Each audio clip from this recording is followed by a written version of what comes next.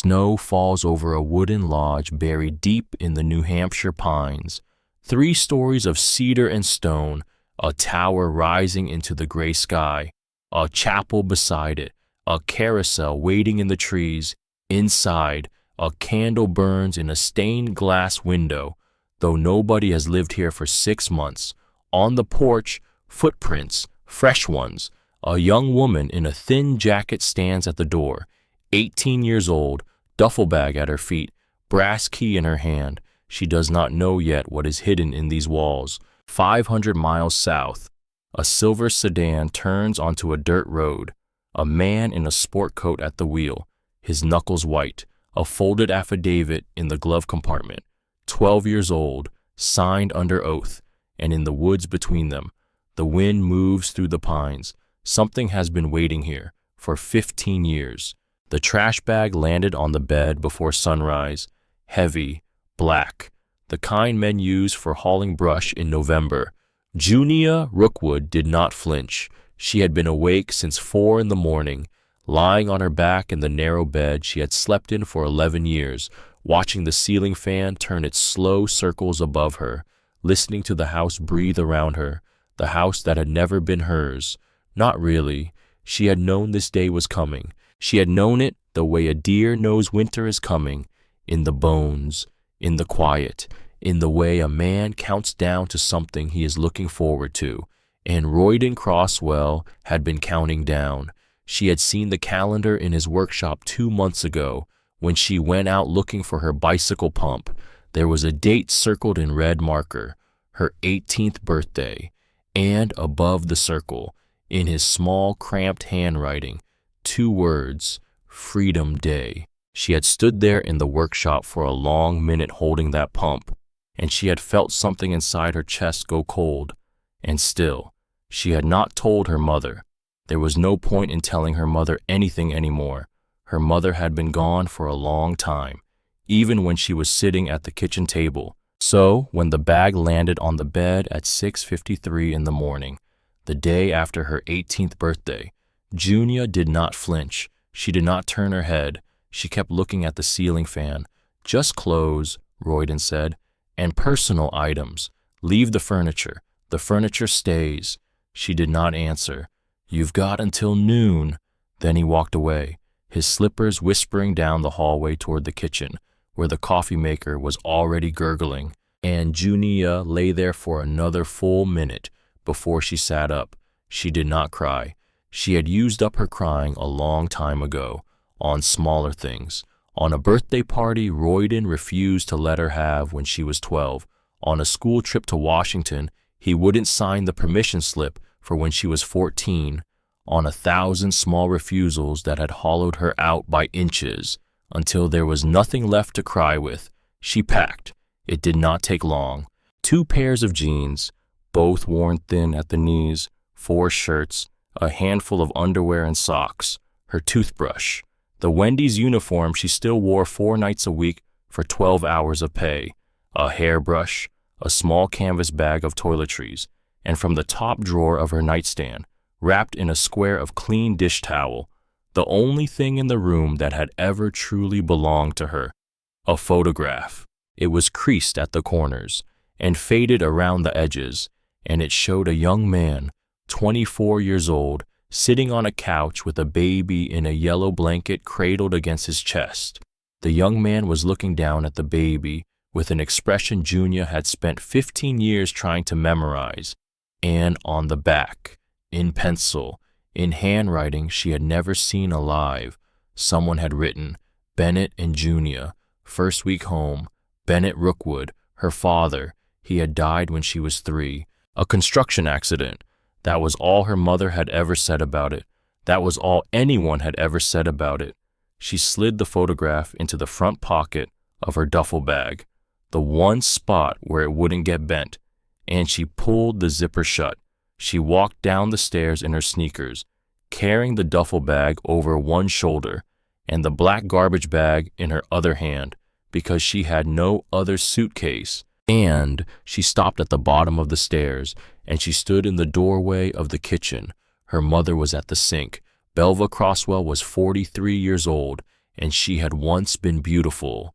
There was a photograph somewhere in the house, in a drawer Junia had stopped opening, that showed her mother at 23, laughing at something Bennett had said, her head tipped back, her hair caught mid-toss in the sunlight.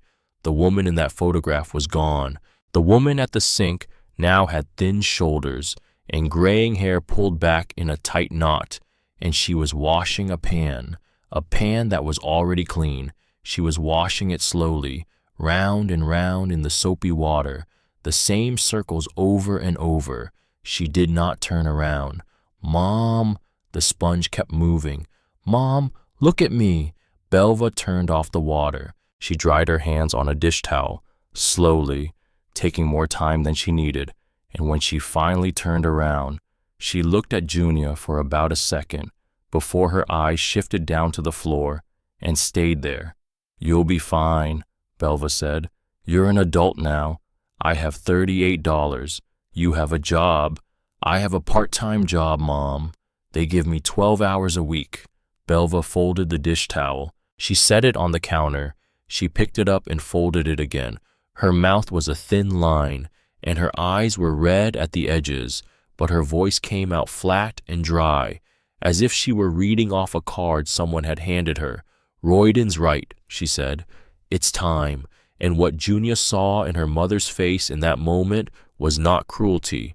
It was not anger. It was something far worse. It was relief. The kind of relief a woman feels when a hard thing she has been carrying for a very long time is finally about to be set down. Junia did not say goodbye. She turned and walked through the living room, past the couch where she had done 11 years of homework, past the television Royden watched every night while she stood in the kitchen and ate her dinner from a paper plate.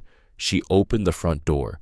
She pulled it shut behind her with a soft, final click. Her car sat at the curb, a 2004 Honda Civic she had bought 8 months earlier with $300 of saved Wendy's money and a $500 loan from her manager that she had paid back in installments of $50 a paycheck.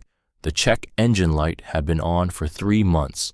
The passenger window did not close all the way at the top, leaving a finger-wide gap that let in rain and cold air and the smell of whatever street she was parked on. She threw the duffel bag into the back seat.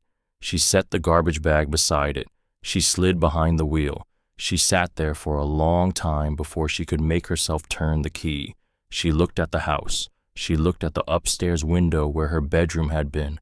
She looked at the kitchen window where her mother was probably still standing at the sink, washing a pan that did not need to be washed, and she understood with a clarity that frightened her that she would not be coming back, not for visits, not for holidays, not ever. She turned the key.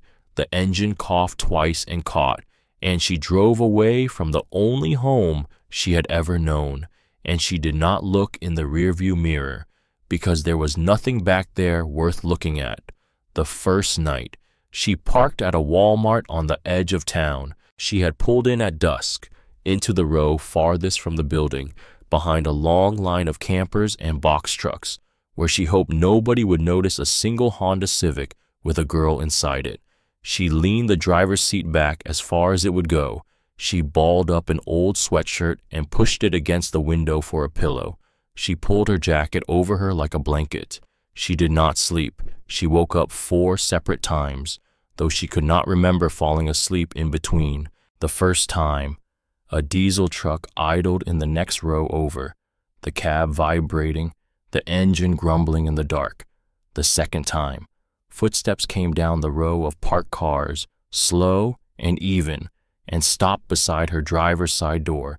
She lay perfectly still, with her eyes closed and her hand under the sweatshirt, gripping her car keys in case she needed to start the engine and drive. After a minute, the footsteps moved on.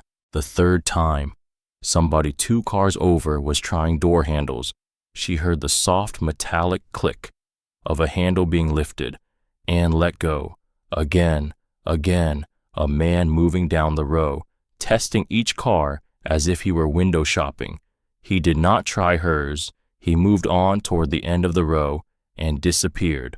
The fourth time she woke up for no reason at all and just lay there, staring at the gray ceiling of the Civic until the sky outside turned the color of dirty milk and the sun came up.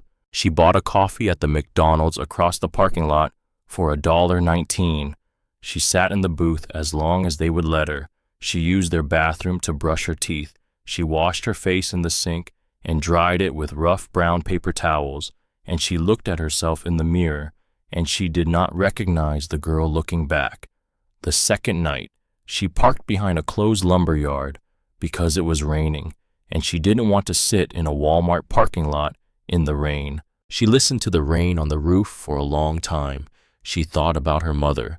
She thought about Bennett Rookwood holding a baby in a yellow blanket. She thought about all the things she did not know about her own life, all the questions she had been told not to ask, and she fell asleep with her hand on the photograph in the front pocket of her duffel bag. The third night, she parked at a rest stop on the interstate, under a row of tall pines that swayed in the wind. The bathrooms were open all night, and there was a coffee machine that took quarters. She drank a cup of coffee that tasted like burnt cardboard, and she sat on a wooden picnic bench in the cold dark, and she did something she had not done since she was a child. She prayed. She had not been raised on prayer. Her mother had stopped going to church the year Bennett died, and Royden called religion a tax on stupid people, and so Junia had grown up in a house where the name of God was never spoken except as a curse. But she had a vague memory, very faint, of a woman holding her in a wooden pew somewhere when she was small, and the smell of lemon furniture polish, and a man's voice rising and falling above her head. She did not know whose memory that was. She did not know if it was even hers, but on the third night at the rest stop, she closed her eyes, and she whispered into the cold dark, "If there's anybody out there," she said, "I could use some help." That was all. She did not know what else to ask for. She finished the coffee. She went back to the car. She slept 4 hours straight without waking, the longest stretch of sleep she had managed in 72 hours, and when she woke up, the sun was on her face, and her phone was vibrating on the passenger seat, a number she did not recognize. She almost let it go to voicemail. She had never let a number she did not recognize go to voicemail in her life, but she was tired, and she was hungry, and she did not have the energy to pretend she was someone who had her life together. So on the fourth ring, she picked up Miss Rookwood. The voice on the other end was a man's voice, older, careful with the slow vowels of a person who has lived in cold country all his life. "This is Ronan Beckwith, Hartwell Beckwith and Stone, attorneys at law. I'm calling regarding the estate of Ezra Rookwood." She closed her eyes against the morning light. "My grandfather died a long time ago." There was a pause on the line. Then the voice came back, gentler than before, as if it were laying something heavy down on a soft surface, so it would not break. "Miss Rookwood, your grandfather passed away 6 months ago, on the 14th of October. He was 76 years old. He lived in a town called Hollow Bend, New Hampshire, about 5 hours north of your listed address, and he named you as the sole beneficiary of his estate." She could hear her own heartbeat in her ear. "That's not possible," she said. "My mother told me he died before I was born. I can assure you, Miss Rookwood, he was alive until last October. He came to my office every spring to update his will. He always asked the same question when he came in. He asked whether I had been able to find you." Junia could not speak.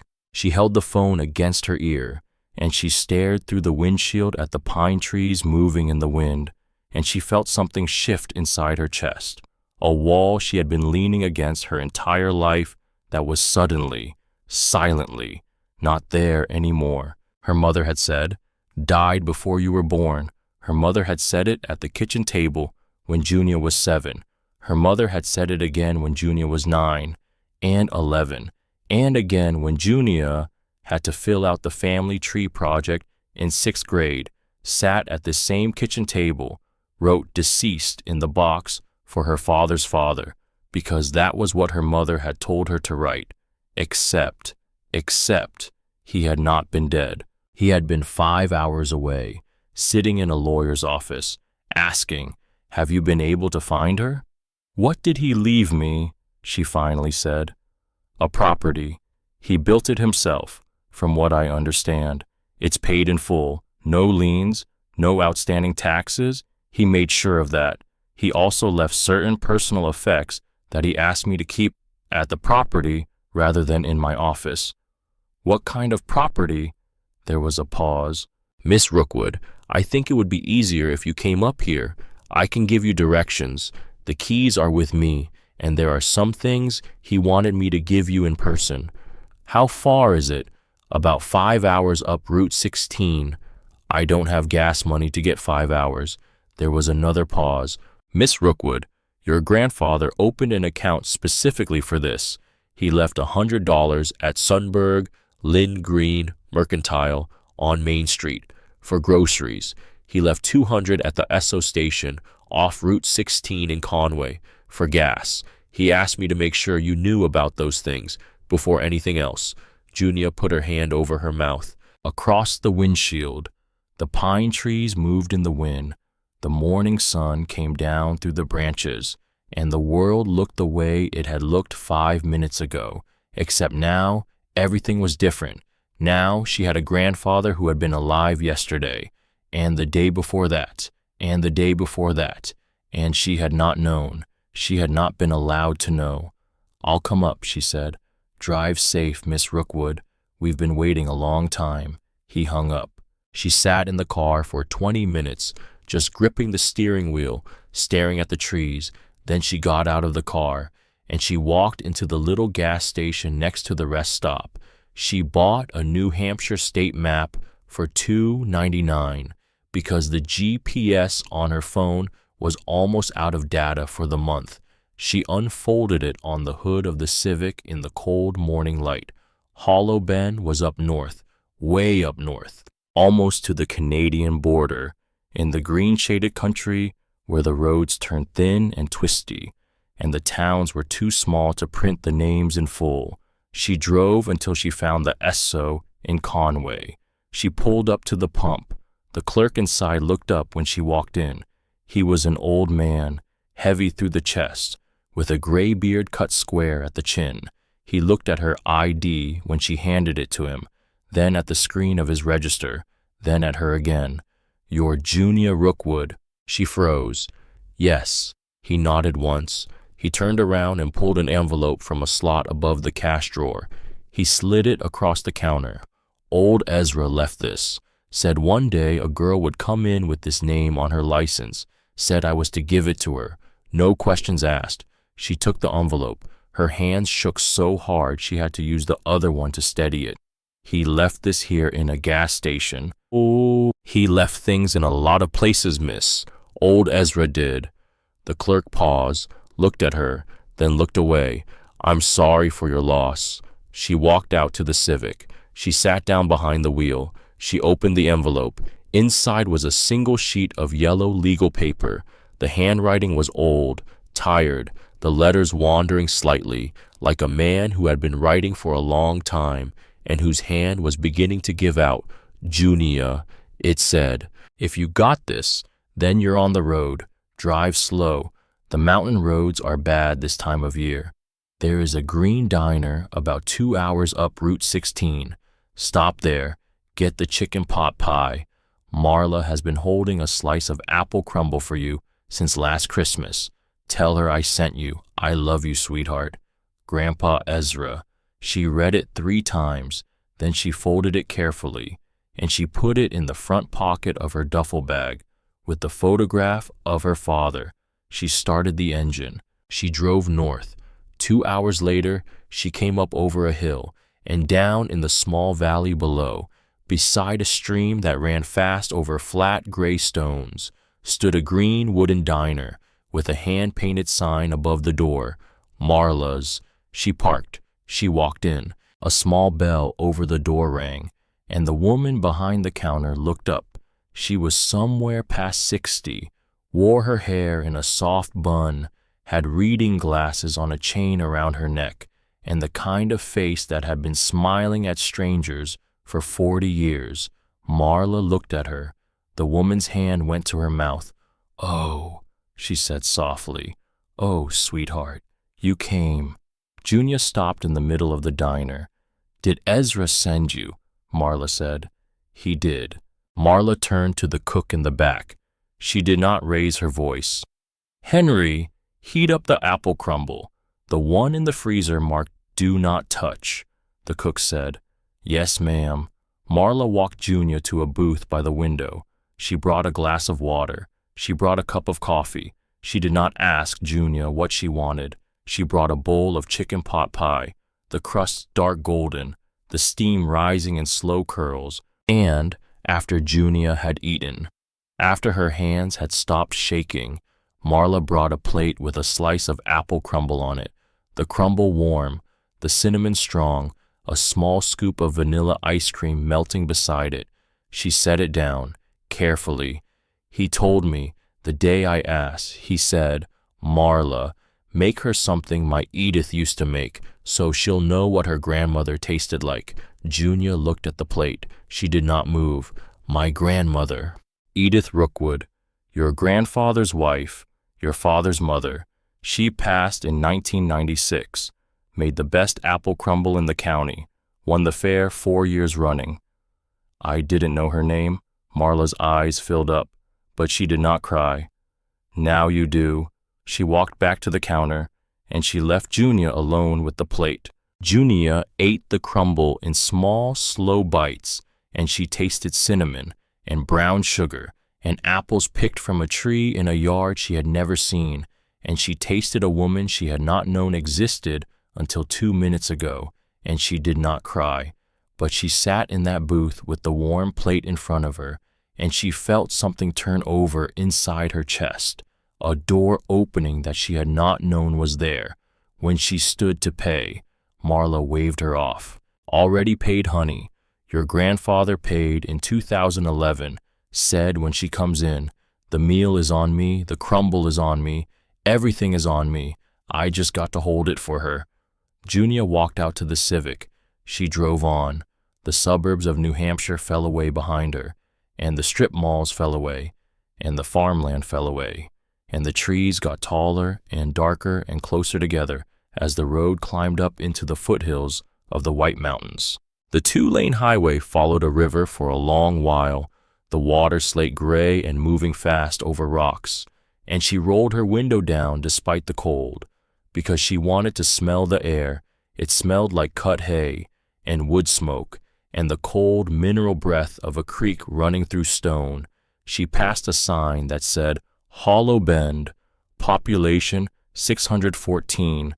The last digit had faded past reading. The road dipped down into a narrow valley where the trees opened up onto a single main street that ran for maybe 4 blocks before the trees swallowed it up again on the other side.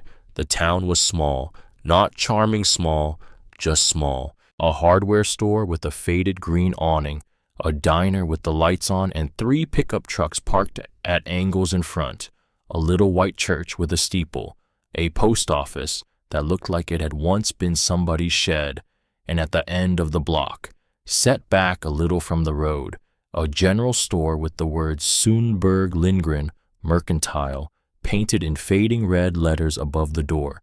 The lawyer's office was already dark. It was almost 5.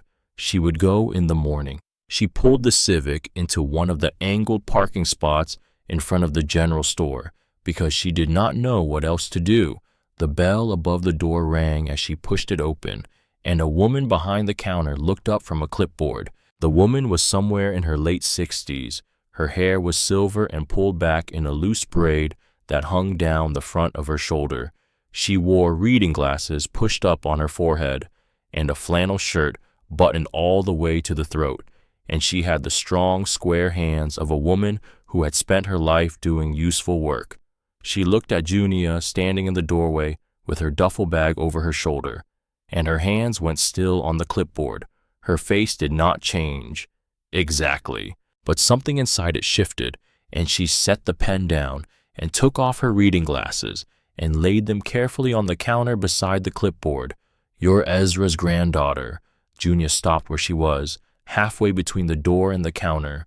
The whole store was very quiet. A small refrigerator behind the woman hummed. From somewhere in the back came the soft click of a clock. "How did you know that?" The woman came around the counter, slowly, as if she did not want to startle a deer.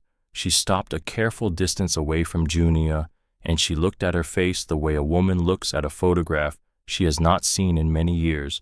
"Because you look exactly like your father," she said. The words went into Junia like a fishhook. "I'm Hetty Lindgren. I knew your grandfather for the better part of 30 years. I was his closest friend, and he talked about you every single day." Junia stood in the middle of the store with the duffel bag pulling on her shoulder, and her sneakers wet from the parking lot, and she could not make her mouth work.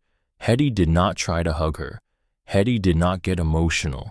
Hetty just looked at her with eyes that were warm and steady and patient. The eyes of a woman who had been waiting for this exact moment, and she nodded once, slowly, as if to say, "All right, then let's begin. Have you eaten today?" "I had a granola bar and some apple crumble at Marla's." Hetty smiled then, the smallest possible smile. "Then she made it for you." "Yes, ma'am." "Good." Hetty walked to the back of the store and came out 2 minutes later with a brown paper bag. She set it on the counter, and she put things into it without asking. A loaf of bread, a jar of peanut butter, 2 apples, a bottle of water, a box of saltines, a small block of yellow cheese wrapped in wax paper, a package of turkey, a roll of paper towels, a jar of homemade blueberry preserves, a wedge of dill cheese her sister-in-law made, a small foil package of cinnamon raisin scones, still warm from her own oven that morning. "I can't pay for those," Junia said. Hetty didn't look up. "Ezra paid for these a long time ago. He left money at the store every month. He said it was for the day you came." She pushed the bag across the counter. "I've been putting it aside." Junia reached for the bag, and her hand shook so hard she had to use the other one to steady it. She did not cry, but her eyes filled up, and she stood there at the counter, holding the brown paper bag and looking at Hetty Lindgren through a glaze of water she would not let fall. "What was he like?" she finally said. Hetty leaned back against the counter and folded her arms across her chest and looked out through the front window at the gathering dusk over the main street. "He was a carpenter," she said. 42 years a carpenter. Built houses up and down this valley. After your father died, he went through a hard stretch. Drinking, 3 bad years." She paused, but he pulled himself out of it, got sober and stayed sober, and spent every year after that working on what he built, out on Old Pine Hollow Road. "Building what?" Hetty looked at her then, and something happened to the corner of her mouth. Not a smile, just a softening. "Honey," she said, "there are some things in this world you have to see with your own eyes, or you won't believe them." She gave Junia directions. 2 miles up Old Pine Hollow Road. Take the left fork where the road splits at the dead birch tree. The mailbox has no name on it, just a number burned into a piece of cedar. You go on out there now. Get yourself settled. I'll come by tomorrow. Junia walked toward the door with the brown paper bag in her arms. She stopped halfway and turned. "Hetty, yes. Why did everybody know to wait for me? Why did everybody know my name?" Hetty was quiet for a long moment. Then she said, "Because your grandfather had been telling this town about you for a long time, and in a town this size, we listen." Junia stepped out onto the sidewalk. The bell over the door rang behind her. She drove with the brown paper bag of groceries on the passenger seat, next to the photograph of her father, and the letter from her grandfather, and the envelope from the gas station. The road went from pavement to gravel to packed dirt. The trees pressed in on both sides until the sky was just a narrow ribbon of pale evening overhead. The Civic bounced along the ruts. A deer crossed the road in front of her and froze with one foreleg lifted, and she stopped, and they looked at each other for a long moment before the deer flicked its tail and walked into the underbrush. She drove on, past the dead birch tree, past a stone wall that looked like it had been there since the country was settled, past a small pond with a thin skin of ice along its eastern edge. The road climbed.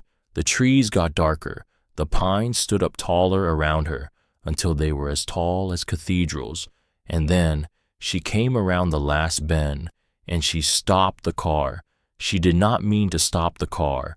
Her foot just lifted off the gas pedal, and the Civic rolled to a halt in the middle of the dirt road, because what was in front of her was not a cabin. It was not a house. It was not anything Junior had words for. In front of her, across a wide clearing of mowed grass that sloped down toward a creek, stood a building, a wooden building, but not the kind of wooden building you could just call a wooden building.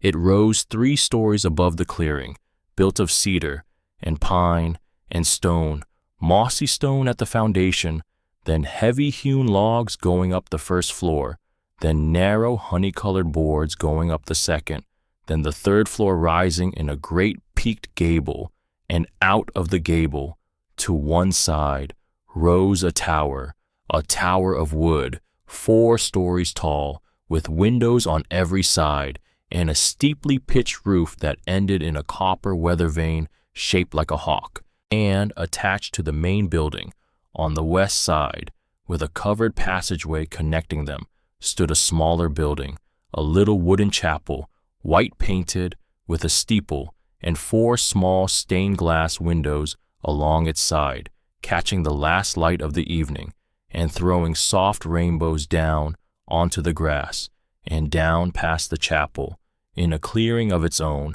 with a circle of evergreen branches around it, like a wreath laid out on the ground, stood something else, something Junior could not believe she was looking at. A carousel, a full-size carousel, with horses, carved horses. She could see them from where the Civic sat in the middle of the road.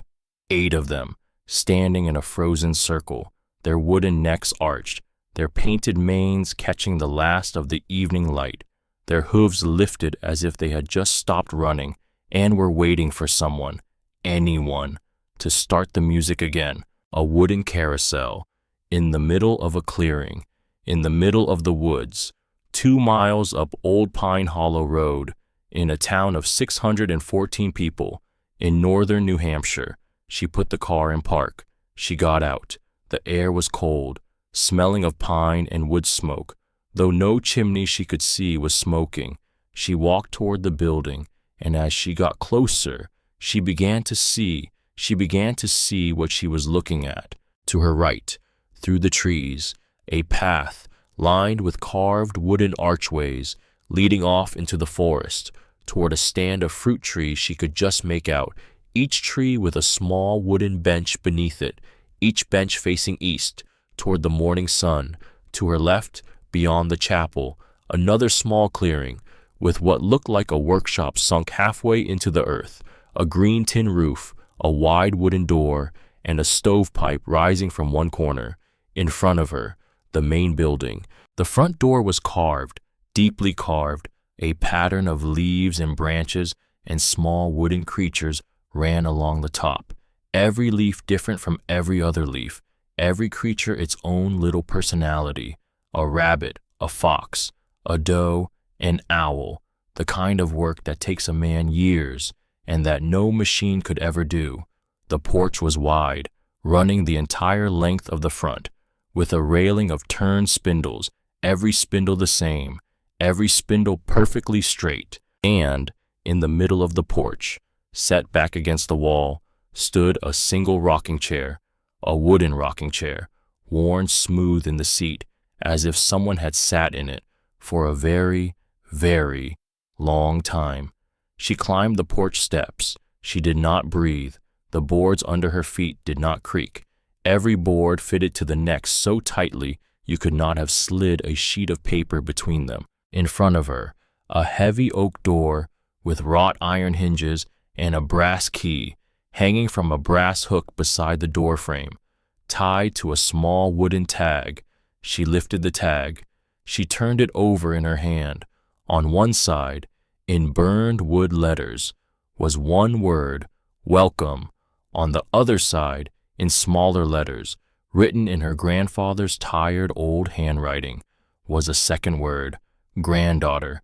She did not turn the key, not yet. She stood on the porch of the building her grandfather had built, and she looked at the wooden tag in her hand, and she thought, for the first time in her entire life, what if I have been loved? What if somebody, somewhere, for a very long time, has been loving me? And what if I never knew? The wind moved in the pines, and somewhere off through the trees, down the path with the carved archways, a wooden wind chime began to ring, slow and clear and unhurried, like a person quietly saying, "You're here, you're finally here."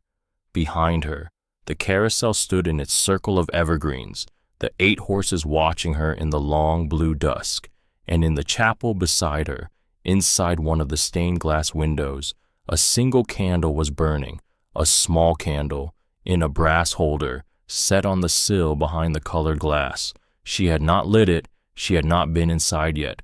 Nobody had been here in 6 months, and yet, somehow, tonight. A candle was burning in the window. Junia closed her hand around the brass key, and she stepped toward the door. She turned the key. The door swung open without a sound. The hinges had been oiled recently. Somebody had been keeping this place up. Inside the lodge smelled like cedar and dust and the faint sweet tang of beeswax, and something else underneath all of that, something Junia could not name at first. Old prayer, maybe.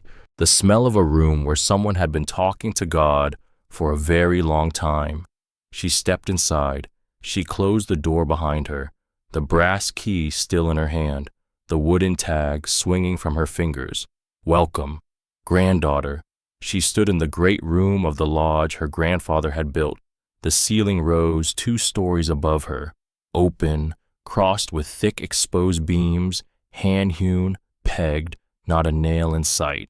A stone fireplace ran the full height of the far wall, built of river rock.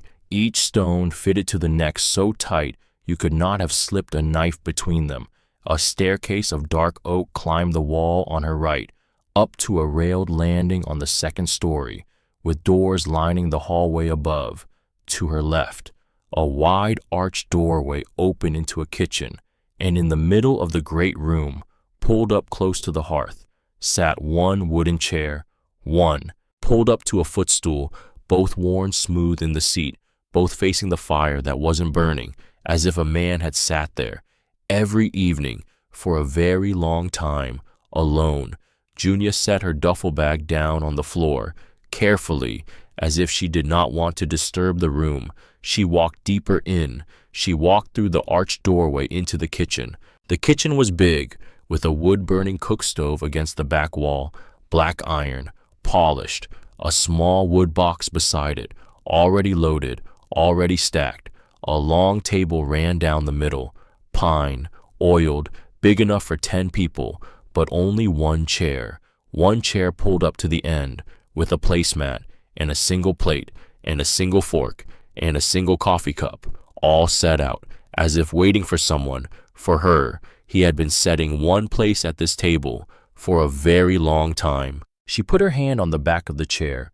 The wood was warm somehow, even though it should have been cold. She did not sit down. She walked back out into the great room. She climbed the oak stairs. She opened doors, one after another. A bedroom with a single bed, made up, sheets clean, quilt folded at the foot. The next, the same, the next, the same. She counted as she went, up the stairs, down the hall, up another flight, through a door at the end. 38 bedrooms, 38 beds, made up, sheets clean, quilts folded. Why 38? Why 38 beds in a house where one man had lived alone? She did not know, not yet. She came down the stairs. She walked past the great room. She found a door under the staircase. She opened it. Wooden steps going down. She descended, and she stepped into a workshop bigger than the great room above, lit by hanging electric lamps with green shades, workbenches running along every wall, and along the workbenches, tools, hand tools, hundreds of them, chisels, mallets, hand planes, saws of every length, draw knives, spokes halves, augers, each one with a wooden handle, each handle worn smooth in the grip of one specific hand, a man's hand, a craftsman's hand. On the far wall, a large blackboard with white chalk writing on it, still readable, remaining work. Below that, a list. Finish carving the 8th horse for the carousel. Build the dining table for the great room. Sand the railing on the south porch. Re-shingle the chapel roof before winter. The list went on for half the blackboard. He had been working on this list until the day he died. He had not finished. Junia put her hand over her mouth.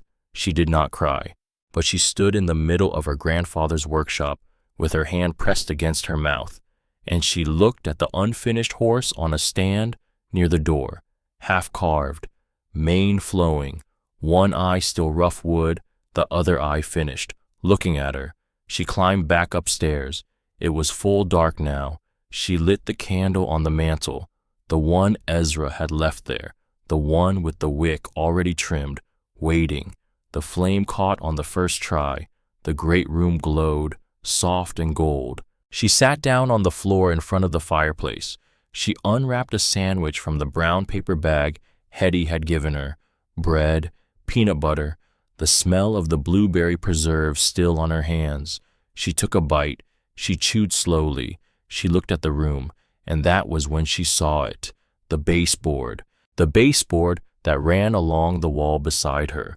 The one her shoulder was almost touching was the same warm pine as every other baseboard in the lodge, same finish, same careful joint at the corner, but it sat differently against the wall.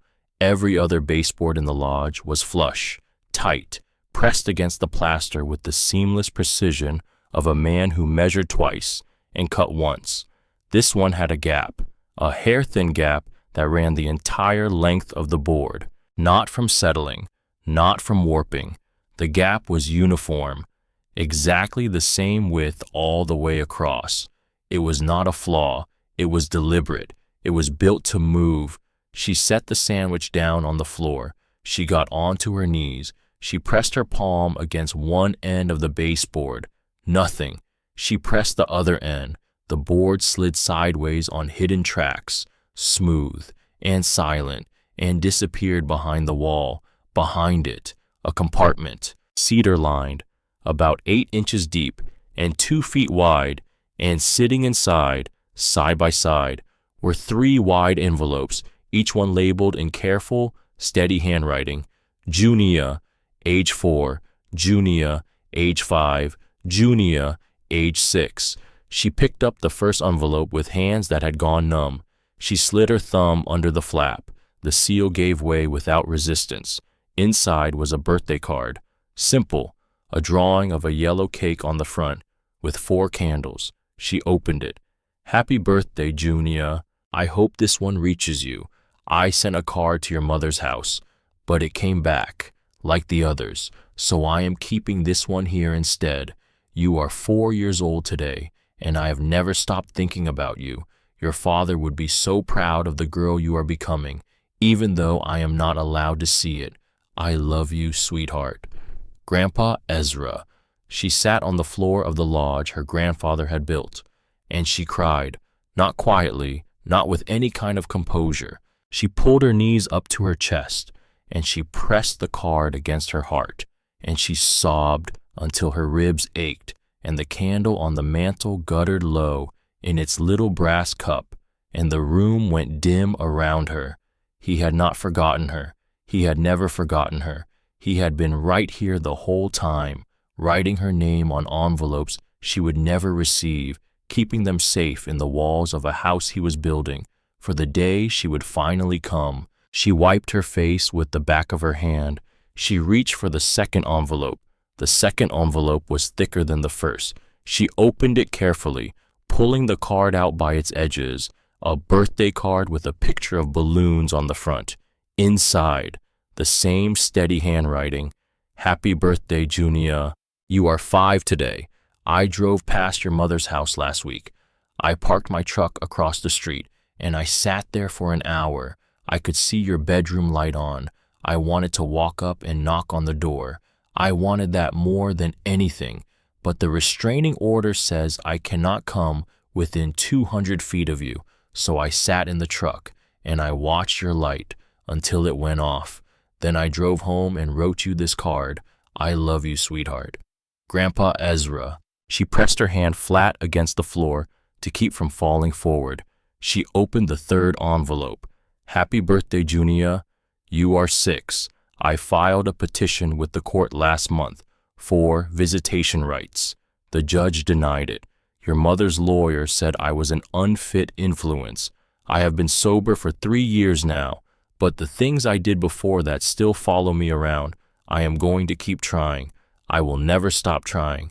I love you. Grandpa Ezra. 3 cards. 3 years of trying to reach a granddaughter who didn't even know he existed. She put the cards back in their envelopes, one by one. She set them on the floor beside her. She sat there for a long time, looking at the compartment she had slid open, at the cedar-lined hollow that had been hidden inside the wall of the lodge.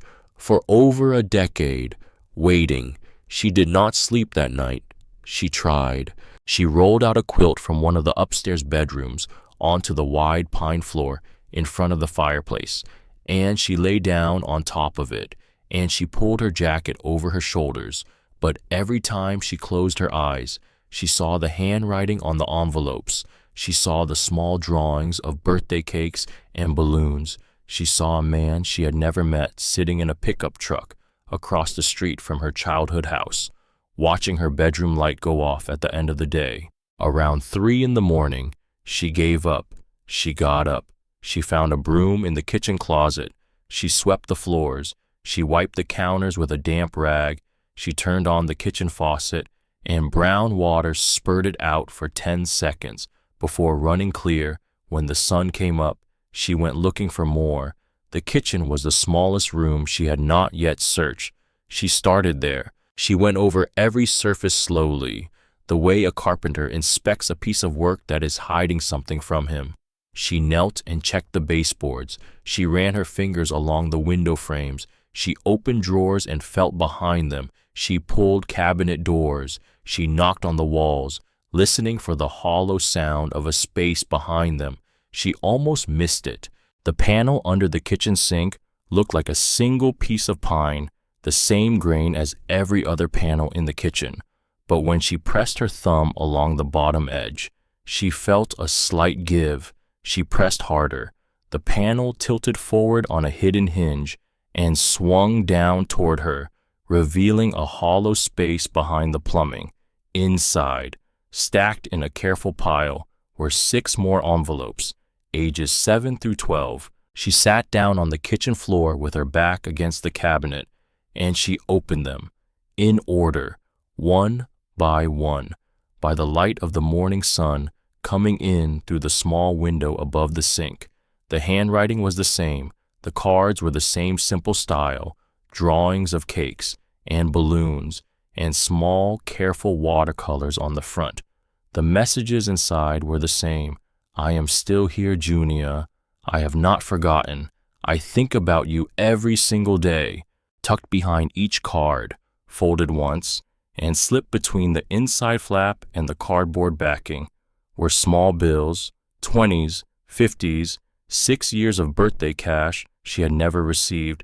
She counted it sitting on the kitchen floor. $240. The message inside the age 12 card was longer than the others. Junia, I send a card to your mother's house every year. They always come back. So I will keep them here instead. I do not know if you will ever see these, but I write them anyway, because the alternative is doing nothing, and I made a promise to your father that I would never do nothing. She held the card in both hands, and she felt the world tilt under her. She kept looking. She found the next compartment in the small bedroom downstairs, behind a wall panel near the bed. 3 more cards, ages 13, 14, 15. She found the next one in a hallway closet, behind a row of cedar coat hooks. 2 more cards, ages 16, 17. She found the last one in the hallway by the chapel passageway, tucked behind a built-in bookshelf. 1 card, age 18, the newest one, written last spring, 6 months before he died. Junia, you are 18 today. I do not know if I will live to see another. The doctor says my heart is tired. He says it has been tired for a long time, but that is all right, because I have done what I came back from the drinking to do. I built the place for you. It is finished. The carousel still needs the 8th horse, but that horse was always going to be yours to finish. I left the chisels on the workbench. The wood is seasoned. The mane is drawn out in pencil on the side of the block. The eyes are open, waiting for the irises. If you find this card, then you came. That was the only thing I needed. I love you, sweetheart. Grandpa Ezra. She closed the card. She did not move for a long time. She just sat on the hallway floor by the chapel door, with the card pressed against her chest, and the morning sun coming in through a window in patterns of gold behind the cards. In the last compartment, pushed all the way to the back, was a small wooden box, about the size of a paperback book. She pulled it out carefully. It was heavier than it looked. The wood was something dark, walnut maybe, sanded smooth, finished with a soft, hand-rubbed oil. There was a tiny brass clasp on the front, no bigger than a dime. She opened it. A music box mechanism sat inside. The brass comb and cylinder fitted precisely into a hollowed-out cradle of pine, with a small key on the outside. She turned the key 3 times. She let it go. The mechanism began to play. It was a lullaby, slow, gentle, a tune she did not recognize, though something in the back of her mind, very faint, said that she had heard it once, somewhere, a long time ago. On the inside of the lid, burned into the wood, were 5 words. I made this for you. She wound it again. She closed her eyes, and for a moment, in the small wooden lodge at the end of the dirt road, with the morning sun on her face, she did not feel alone. She found the second wooden box in another compartment, in the upstairs library, then a third, in a desk drawer in a small study, then a fourth, in a window seat. By the end of the 3rd day, she had found 15 music boxes, each one carved by hand, each one different, each one with a different lullaby, each one with the same 5 words burned inside the lid. I made this for you. She lined them up on the mantel above the fireplace. She wound them one at a time, and the great room of the lodge filled with 15 lullabies, some overlapping, some chasing each other, all slow, all gentle, all from a man she had never met. Hetty came on the 4th day. She drove up the dirt road in her old Ford truck, with a casserole dish on the passenger seat, still warm, and a paper sack with bread and butter and a jar of homemade strawberry jam. She knocked on the front door. Junia opened it. Hetty did not come in right away. She stood on the porch, and she looked at the great room behind Junia, and the lullaby still playing softly from the mantel, and the 15 birthday cards laid out in a careful line on the floor in front of the hearth. Her mouth went tight, but she did not cry. She had used up her crying about this lodge a long time ago. You found them, she said, all of them. How many? 15 cards and music boxes and cash and bonds, 15 savings bonds, $47,000 in total. Hetty nodded slowly. He never said how much, but I knew he was buying them every spring at the bank in Conway. The teller would tell me. She would say, Hetty, old Ezra came in again today, bought another bond for that girl. How did he afford it? He didn't, not exactly. He ate less, he bought less, he fixed his own truck, he patched his own clothes, he spent $42 a month on himself. The rest went into the bonds, and into this lodge, and into the cards he could not send. Junia stepped back. She let Hetty in. Hetty set the casserole on the kitchen counter. She put the bread in the bread box. She put the jam in the pantry. She moved through the kitchen the way a woman moves through a kitchen she has known for many years. Because Ezra had asked her to come once a week and check on the place after he passed, to make sure the pipes did not freeze, to make sure nothing got in.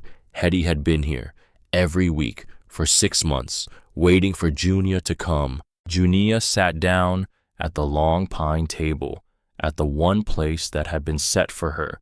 Hetty sat down across from her, in a chair she carried in from the great room. "Honey," Hetty said, "there is a lot more to this place than the cards." "What do you mean?" "There is a chapel. I saw it from outside. You did not go in." "No." "You should." Hetty did not say anything else. She got up. She made coffee on the wood stove. She poured 2 cups. She set them on the table. She said, "I will come back tomorrow. There is something I want to show you in the orchard. Wait until then, before you go into the chapel." "Why?" "Because I want to be there when you do." Hetty left. Junia ate the casserole, salmon and rice and dill, the Swedish kind Hetty's mother had taught her to make 60 years ago. She ate 2 helpings. It was the first real meal she had eaten since the diner. The next morning, Hetty came back. She brought a basket of small spades and a pair of work gloves. She walked Junia out the back door of the lodge, down the path with the carved wooden archways. They walked through 8 archways before the trees opened up, into a clearing filled with apple trees, 15 apple trees, standing in 3 even rows of 5, each tree taller than the last, the youngest barely a sapling, the oldest a full tree, already starting to bud for spring. In front of each tree, a small wooden bench facing east, and on each tree, a small brass plate hammered into the bark. The smallest tree said, "Planted for Junia, age 4. The next one said, "Planted for Junia, age 5, and so on, up through age 18, the oldest tree, 15 trees, one for every year of her life since Ezra had gotten sober. Junia walked to the smallest tree, the one planted 4 years ago. The brass plate said, "Age 4, but the year on it was the year she had turned 14. He had not been able to plant the early trees in time. He had been drinking when she turned 4, but the year he got sober, he had started catching up 1 tree a year, always pointing east, so that when the morning sun rose, the light would touch the youngest one first." Hetty said, "Every year on your birthday, he came out here. He sat on the bench under the tree for that age, and he ate an apple from the previous year's tree. He would say, 'This is the apple from her 13th year, so I know what her 13th year tasted like.'" Junia put her hand over her mouth. She did not cry, but she stood in the middle of the orchard, and she let the morning sun warm her shoulders, and she felt something in her chest unfold, like a fist that had been clenched her whole life. Just quietly, letting go, they walked back to the lodge. Hetty said, "Now we go into the chapel." She led Junia along the covered passageway to the small wooden door of the chapel, white painted, with a wrought iron latch. Hetty unhooked the latch. The door swung open. Inside, the chapel was small, 6 pews, a wooden cross on the wall, a little altar with a brass candlestick, stained glass windows on 3 sides, catching the morning sun, throwing colored light onto the floor. But what Hetty pointed at was none of those things. She pointed at the lectern, a simple wooden lectern, standing in front of the altar, with a thick leather-bound book lying open on top of it. "He kept it there," Hetty said. "He came in here every morning, after his coffee. He read 3 pages of his Bible, then he wrote in that book." "What kind of book?" "His prayer book." Junia walked up the center aisle. She climbed the small step to the altar. She stood in front of the lectern. She looked down. The book was open to a page near the end. The handwriting was loose, slow, shakier than the cards from earlier years. This was a man writing with hands that had begun to give out. The entry was dated the 5th of October, last year. Today is Friday. I sat on the porch this morning and I watched the road. I did not see her. I rarely do. The doctor wants to put me in the hospital. I told him no. I will die in the lodge I built for her, not in a bed of plastic sheets. Lord, if she is to come, let her come soon, and if she is not, let her live well wherever she is, either way. Amen. Junia turned the page back, and back, and back. Every page was the same kind of entry, one paragraph, sometimes two. Today is Junia's 17th birthday. I baked a small cake. I ate one slice. I left the rest on a plate covered with a cloth on the kitchen table, in case she came. Today is Tuesday. I finished sanding the railing on the south porch. My hands hurt, but the work is good. Junia, if you ever sit on that railing, know that I sanded it smooth for you. Today is Christmas. I went to Marla's. I ate alone. Marla told me a story about her grandson. I told her a story about Junia, the story I imagined, because I do not have a real one yet. Today is the anniversary of Bennett's death. 16 years. I went to the cemetery. I told him about the lodge. I told him I am still trying. I told him I will not let her down. I told him she has my hands. I know this without ever seeing her work. I know it. She turned back further, further, further, and further still. The entries went all the way back to the first page of the journal, dated the 14th of April, 16 years ago. Today is the day I stopped drinking. Today is the day I went and stood in front of the empty lot at the end of Old Pine Hollow Road, the lot I bought with the insurance money from Bennett's death, the lot I have not been able to look at for 3 years. Today I looked at it. I cleared a place for a tent. I camped here last night. Tomorrow I begin to build. I do not know if I will finish. I do not know if she will ever come, but I cannot do nothing. I made a promise to my boy, and I will keep it.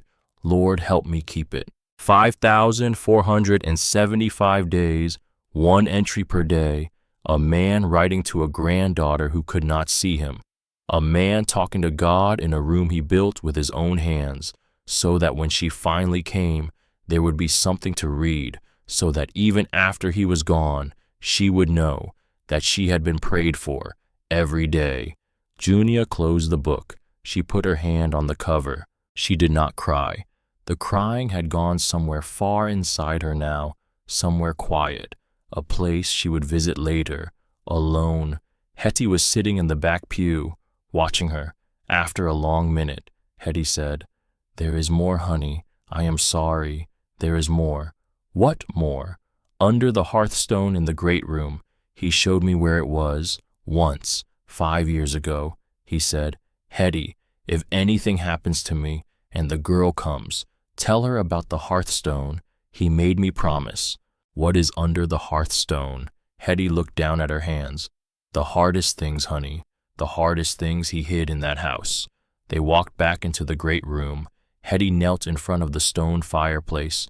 She put her hand on a flat stone near the bottom of the hearth, one stone that sat slightly higher than the others, not by much, a fraction of an inch, the kind of thing you would never notice unless you were looking for it. She pressed it and pushed sideways. The stone shifted. Hetty worked it free and set it aside on the floor. Underneath, a small brass handle set flush into the subfloor of the lodge. "You pull it," Hetty said. "I will not look. I do not have the right to look. It is for you." She got up. She walked back to the kitchen. She made another pot of coffee, and she did not come back into the great room until Junia called her. Junia knelt in front of the hearth. She put her finger through the brass loop. She pulled. A square section of floorboard lifted on hidden hinges, the joinery so tight She would never have spotted it if she had not been searching for it. The hidden compartment beneath was lined with cedar, but it was bigger than the others, a foot square, 6 inches deep. Inside were two things: a thick manila envelope, swollen with papers, the metal clasp tarnished from age, and a smaller envelope, yellowed at the edges, soft from being handled many times. She lifted the manila envelope out first. It was heavy. She sat down cross-legged on the floor. She unfolded the metal clasp. She pulled out the contents: court documents, pages and pages of them, printed on heavy legal paper, official stamps, case numbers across the top. She read. The first set was a petition, filed in the county family court, when Junia was 6 years old, in the matter of visitation rights for Ezra D. Rookwood. Petitioner, regarding the minor child, Junia T. Rookwood. Ezra had filed for supervised visitation. He had attached character references from Hetty, from his doctor, from his AA sponsor, from 2 former clients whose houses he had built. He had included proof of 3 years of continuous sobriety, certified by his treatment counselor. He had asked the court for 1 afternoon a month, supervised by any party of Belva's choosing. The response from Belva's lawyer was stapled behind the petition. It was 4 pages long. It alleged that Ezra had a history of severe alcohol abuse. It alleged that his living conditions were unstable. It alleged that he posed a danger to the minor child. And on the 3rd page, it referenced a sworn affidavit from one Royden J. Croswell, stepfather of the minor child. Junia turned to the affidavit, her hands gone steady, cold steady, the kind of steady that comes when the body knows that crying will not help. The affidavit was 2 pages. I, Royden J. Croswell, being duly sworn, do declare the following to be true under penalty of perjury. On or about the night of October 14th, the petitioner, Ezra D. Rookwood, arrived at our residence in a visibly intoxicated state at approximately 11:30 in the evening. He pounded on the front door for several minutes. When I opened the door, he shouted threats at myself and my wife, Belva Croswell, he stated, and I quote, that he would kill me if I kept him from his granddaughter. He stated that he had a firearm in his vehicle. He refused to leave the property when asked. I called the local police, who arrived approximately 20 minutes later, at which point Mr. Rookwood had departed. The affidavit was signed and notarized. Junia read it twice. Then she read the judge's ruling. 3 pages further back in the stack, the court finds that the petitioner has not demonstrated sufficient stability or evidence of a non-threatening relationship to warrant unsupervised or supervised visitation at this time. Petition denied. The court further orders a no-contact restraining order at the request of the respondent with a 200-foot perimeter. Petition denied. She looked again at the affidavit. She thought about the 3rd birthday card, the one written when Ezra was sober for 3 years, the one where he had said, the things I did before that still follow me around. He had not denied his past. He had owned it. But the man in this affidavit, the man who had pounded on the door at midnight and threatened murder and waved a firearm around, that man had never existed. Junia knew it, the way she knew her own face in the mirror. She had grown up with Royden Croswell. She had watched him for 11 years. She had seen him lie about smaller things 10,000 times, lie to her teachers, lie to the neighbors, lie to her own mother about where he had been and what he had been doing. She knew the shape of a Royden lie, the way a fisherman knows the shape of a fish under the water, and she knew with absolute certainty that the man who had written this affidavit had sat down at a kitchen table somewhere and made the whole thing up. He had perjured himself in a court of law to take her grandfather away from her. She set the court papers down on the floor. She picked up the 2nd envelope, the smaller one, the yellowed one. She knew before she opened it. She did not need to read it to know this was the last letter. This was the one her father had written. The handwriting on the front was not Ezra's. It was faster, younger, less careful. The letters slanted forward, as if the person who wrote them had been in a hurry, or as if he had not been a man who wrote letters often. It was addressed simply, Dad. Junia's hand went still on the envelope. She knew before she opened it whose handwriting this was. She had seen it once before, in pencil, on the back of a photograph. Bennett and Junia, first week home. She opened the envelope very carefully. The letter was 3 pages, written on lined paper, torn from a yellow legal pad. The pages were soft and crisp at the edges. She could see where Ezra had folded them and unfolded them so many times that the creases had begun to wear through. She read, Dad, I know you do not want me taking this job. I know the site is bad, and the foreman cuts corners. I have heard the story same as you, but your surgery is in 6 weeks, and the insurance gap is $12,000, and I am not going to let you skip it again. You skipped it last year. You are not skipping it this year, so please stop arguing with me about it. You raised me by yourself after Mom left. I was 7 years old. You worked 2 jobs, and you came home every night and made me dinner and helped me with my homework, and you never once let me feel like I was missing something. You taught me how to drive a nail straight. You taught me how to read a level. You taught me how to keep my word. So this is me keeping my word. Let me take care of you for once. I will be careful. I promise. I am not taking any unnecessary risks up there. 3 months is all I need. 3 months and the gap is closed. And you have your surgery, and I come home to Belva and Junia, and we go back to the way things were. But if something happens, which it will not, but if it does, take care of my little girl, take care of my Junia. Promise me, Dad. Promise me you will not let her grow up without somebody who knew me. Promise me she will know what I sounded like. Promise me you will tell her I loved her. Promise me. I am 24 years old, Dad. I cannot tell you how strange it is to write a letter like this, but I am writing it because you taught me to plan for the worst, even when you are sure the worst will not happen. So here it is, just in case. I love you. I will see you Sunday. Bennett. The letter had been written 1 week before the scaffold collapsed. Junia sat on the floor of the lodge her grandfather had built, and she held her father's last letter in both hands, and she could not breathe. The words on the page blurred, and she pressed the letter against her chest, and she curled forward until her forehead touched her knees, and she stayed like that. She did not make a sound. She just sat there, rocking very slightly, with her father's last letter pressed against her heart. Hetty did not come in. She knew, somehow, to stay in the kitchen. When Junia could move again, she lifted her head. Her phone was vibrating on the floor beside her. It had been vibrating for a while. She had not heard it. She looked at the screen. Royden Croswell. She did not answer. The screen went dark.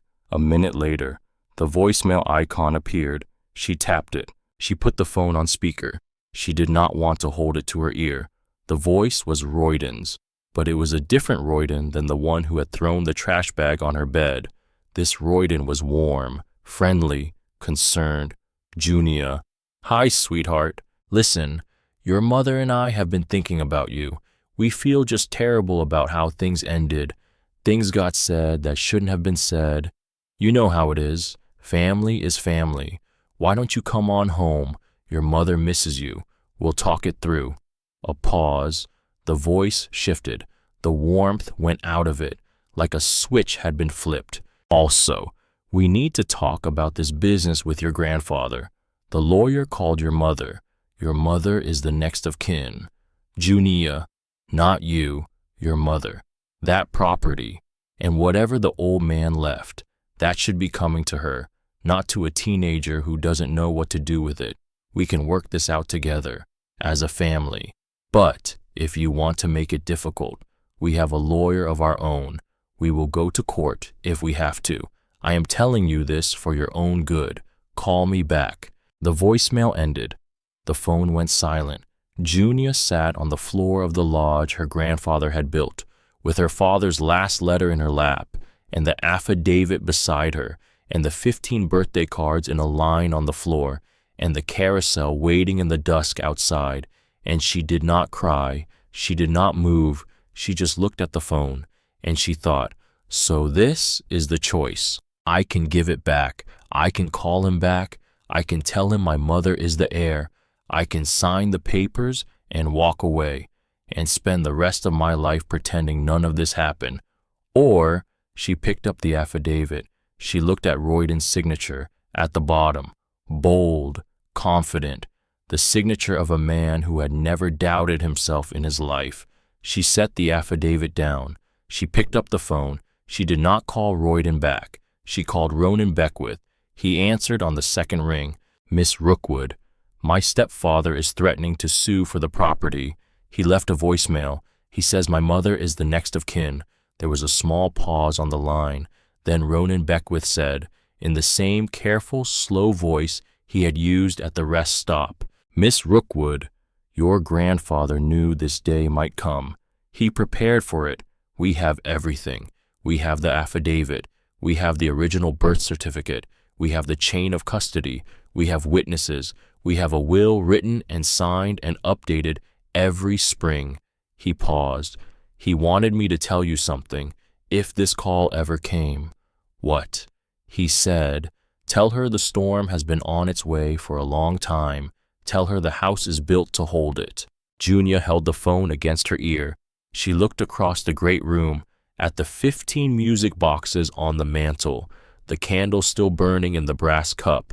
She looked at the chair where her grandfather had sat, watching the fire and waiting for her. "All right," she said. "Drive over in the morning. We have work to do." "All right." She hung up. Outside, the sun was going down behind the pines. In the chapel, through the stained glass windows, a second candle was burning. She had not lit it. Nobody had been in the chapel since Hetty left. But somehow, tonight, a second candle was burning in the window. Junia sat in the great room of her grandfather's lodge, and she held her father's letter against her heart, and she made a decision that would change every day she had left to live. She was not giving the lodge back. She was not giving the cards back. She was not giving the carousel or the chapel or the orchard back. She was not giving anything back. Whatever was coming, from the kitchen of the house she had grown up in, from the lawyer her stepfather hired, from the courtroom in the county seat, from the small silver sedan that would pull up the dirt road in 2 weeks with her mother's face white as paper behind the windshield. Whatever was coming, the house was built to hold it. Her grandfather had said so, and she believed him. She did not sleep that night. She sat in the great room with her father's letter in her lap and the affidavit beside her and the candle on the mantel burning down to nothing.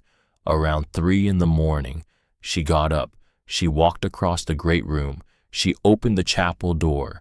The second candle was still burning. It should have been out by now. She stepped inside. She walked up the center aisle. She stood in front of the little altar, and she looked at the candle in the brass cup on the sill, and she saw what she had not seen before, a small note, folded once, tucked under the candle holder. She picked it up. She unfolded it. The paper was old. The handwriting was Hetty's.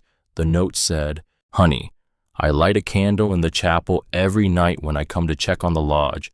I have been doing it for 6 months, so that when you came, there would be a light on for you. I will keep doing it as long as you are here. Hetty."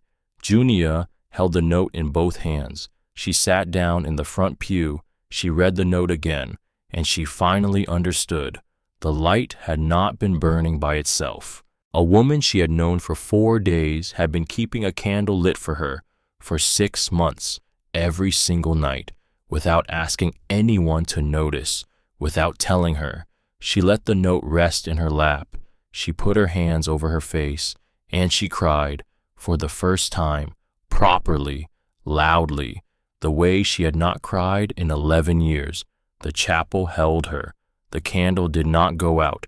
In the morning, she drove into town. Ronan Beckwith was waiting at his office, the little office across from the post office, with the name in gold leaf on the door, Hartwell Beckwith and Stone, attorneys at law, established 1948.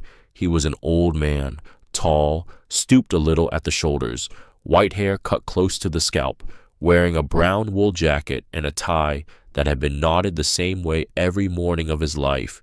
He stood up when Junia came in. "Miss Rookwood?"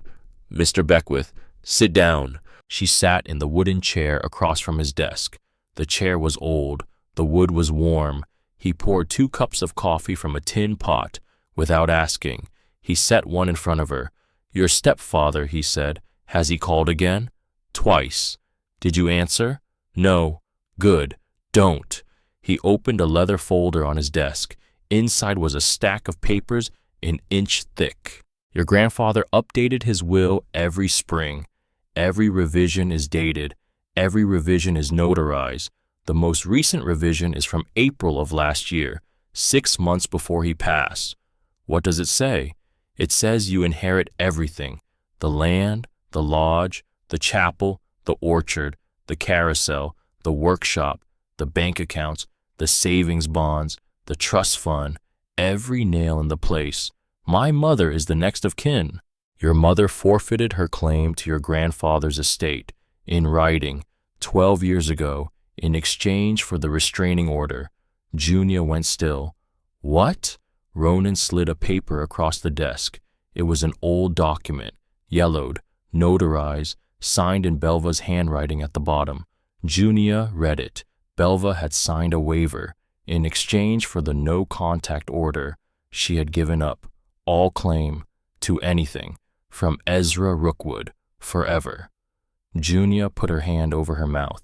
"She knew," Ronan said. "She knew, Miss Rookwood. She knew the day she signed this." And Royden. Mr. Crosswell was present in the courtroom that day.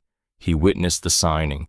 His name appears as a witness, right there, at the bottom of the page. Junia looked. Royden's signature, bold, confident, right next to Belva's. He knew, he had known, for 12 years, that the property was not coming to Belva.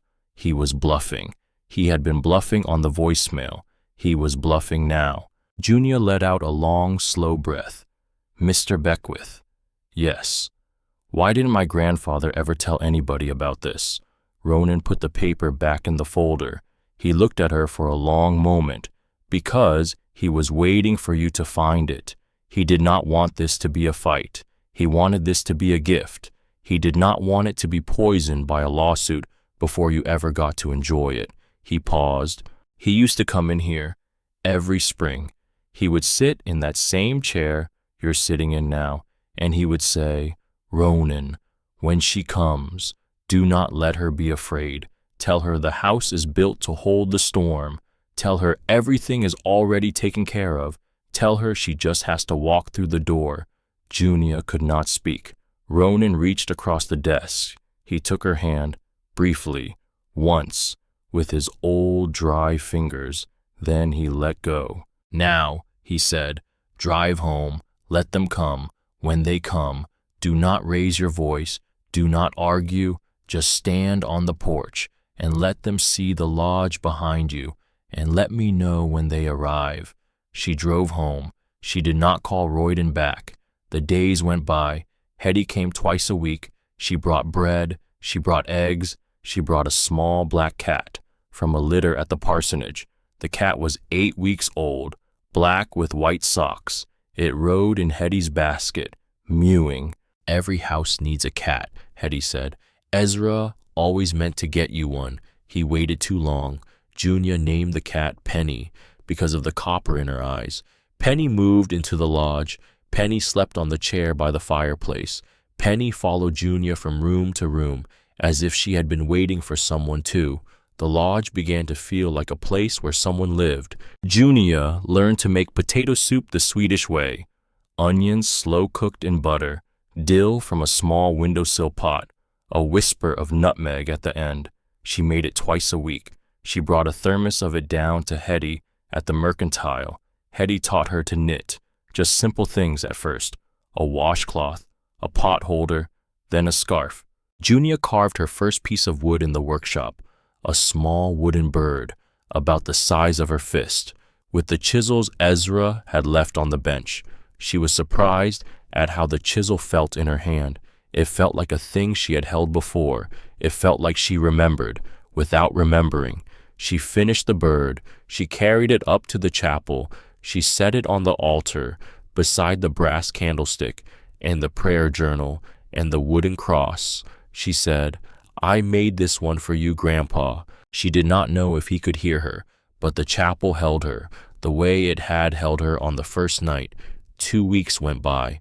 On a Tuesday morning, the middle of April, snow still in the deep shadows under the pines, the sun warm in the open places, Junia was sanding the railing on the south porch, the way her grandfather had been sanding it before he died, the way she had read about in his prayer journal, the way she imagined him doing it, standing on this same porch for years. She did not hear the car until it was halfway up the driveway. She straightened up. She put her hand over her eyes against the sun. A small silver sedan, out of state plates, coming up the dirt road, slow, tentative. She knew before they got close. The driver's side door opened first, and a woman stepped out.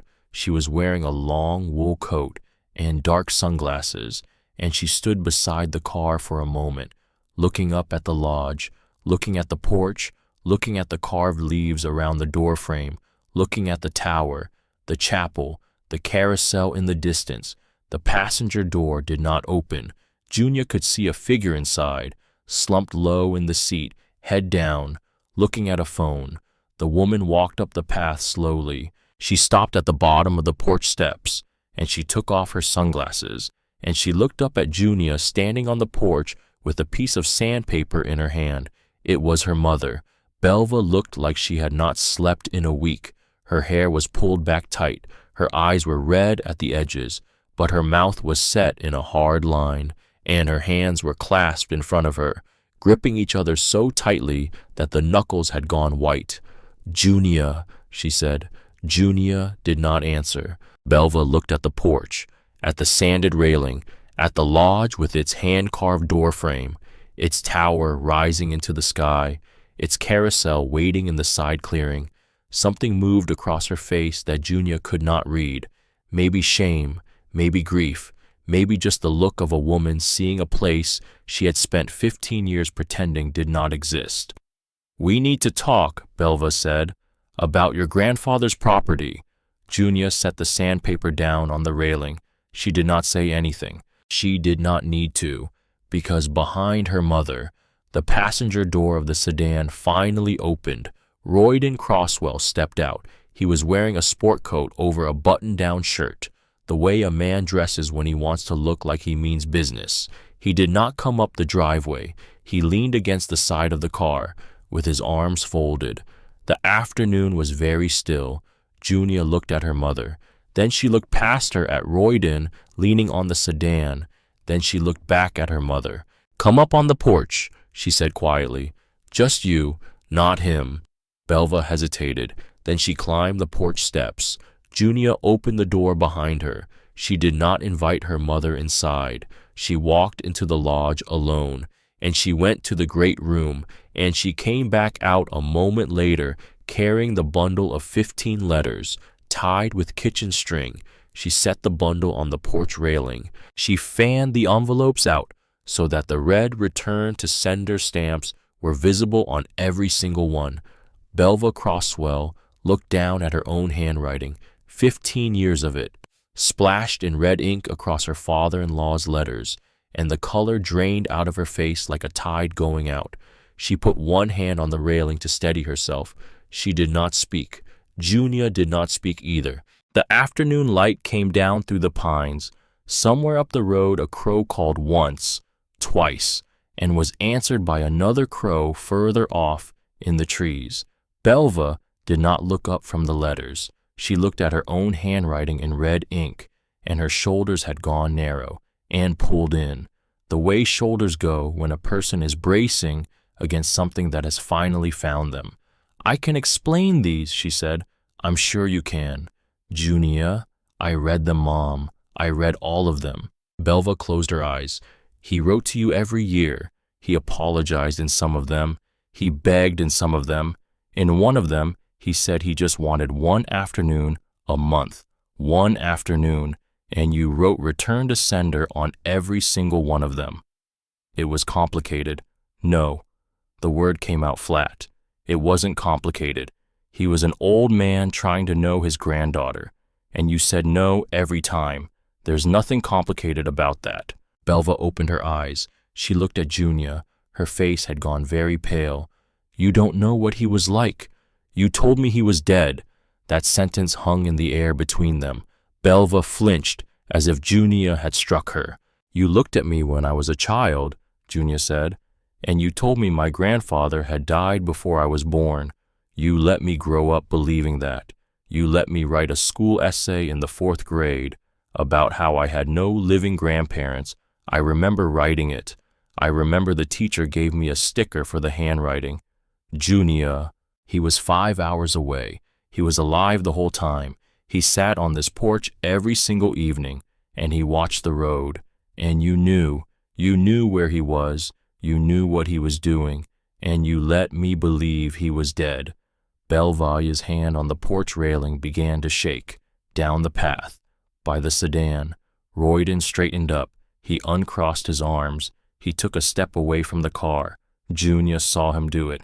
"Stay where you are, Royden," she called. He stopped. "This isn't about you yet." He stood very still in the middle of the driveway, his sport coat catching the afternoon wind, and he looked up at the porch with an expression Junia did not bother to read. She turned back to her mother. "There's more," she said. She walked to the door of the lodge, and she opened it, and she went inside. She came back out a minute later, carrying the manila envelope from under the fireplace hearth. The court documents. She set it on the porch railing, next to the letters, and she opened the metal clasp, and she pulled out the affidavit, the one Royden had signed and notarized when Junia was 6 years old, and she set it on top of the envelope so that the heading was facing her mother. Belva read the first line. Her hand went to her mouth. "You knew about this," Junia said. "You knew. Your lawyer used this in court to deny him visitation, to get a restraining order. This was the document that kept him 200 feet away from me for the rest of my childhood." Belva did not answer. "Did it happen?" Junia said. "Did he come to the house in the middle of the night, drunk, and threaten to kill Royden and wave a gun? Did that happen?" A long, long pause. "No." The word came out very quiet. "He came to the house once," Belva said.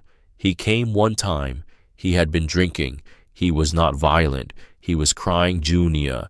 He stood on the porch and he asked to see you. Royden answered the door. Royden told him to leave. Ezra left. That was it. He never came back. And the gun. There was no gun. And the threats. There were no threats." Junia looked at her mother in the slanting afternoon light. She did not raise her voice. She did not need to. "Royden committed perjury in a court of law to take my grandfather away from me, and you signed off on it, and then you signed away my inheritance to get a restraining order on a man who was just crying on the front porch." At the bottom of the driveway, Royden started up the path toward the porch. "That is enough," he called. "That is enough of this. Belva, we are leaving." "Stop right there, Royden." He didn't. He came up the path. He climbed the first porch step. He climbed the second. He never made it to the third. A truck door slammed somewhere up the road. Then another. Closer. Junia did not turn to look, because she did not need to. She knew the sound of Hetty's old Ford. Hetty walked up the path. Slowly. She did not hurry. She walked with the deliberate steadiness of a woman who had decided how this was going to go before she ever got out of the truck, and her hands were empty, and her face was calm, and she stopped at the bottom of the porch steps, about 6 feet away from Royden, and she looked at him with her arms folded across her chest. "Hello there," Royden looked at her. "This is a family conversation, ma'am." "That's so." Another vehicle came around the bend in the road, a red pickup, dented along one side, with a load of 2x4s strapped in the bed. It pulled up behind Hetty's truck, and the engine cut off, and a man stepped out.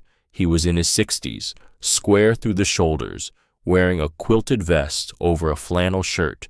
He had a clipboard in one hand. Floyd Tunbridge, the man who owned the lumber mill on the other side of the ridge. He did not say anything. He just walked partway up the driveway and stopped and stood there with the clipboard at his side. Then from the opposite direction came the slow rumble of the postal truck. It came around the bend at a normal speed, and then it slowed, and then it stopped right in the middle of the road. Earl Greaves killed the engine.